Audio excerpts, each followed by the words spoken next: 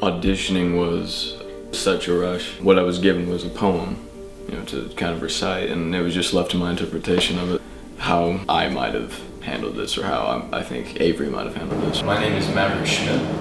I'm 18 years old and I'm auditioning for the role of Avery.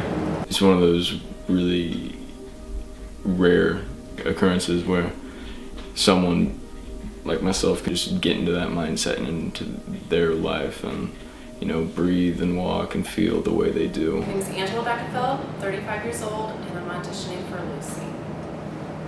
When I auditioned, Caitlin asked me a little bit about my story, and I was able to share with her how I related to Lucy in the way that I have also experienced domestic abuse.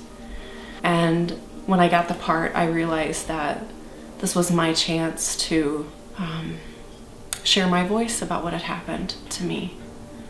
And I realized that what I went through was for something now. Because by sharing my voice, other people may find theirs.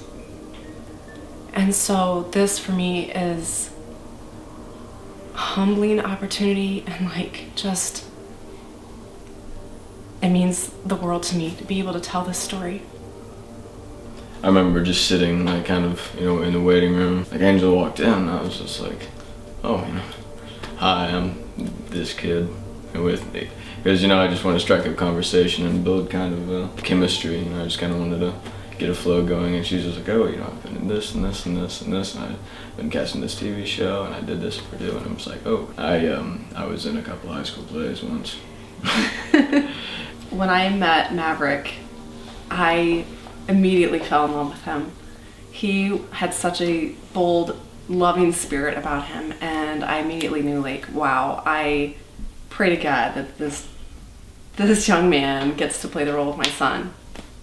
So we went into audition together, and I don't think I've ever quite experienced anything like it. Maverick was really beyond what I thought a man of his age would be capable of doing. He had such an intensity, and at one point he was crying his eyes out and his head is in my lap, and he's just, wow, I was just really, really blown away.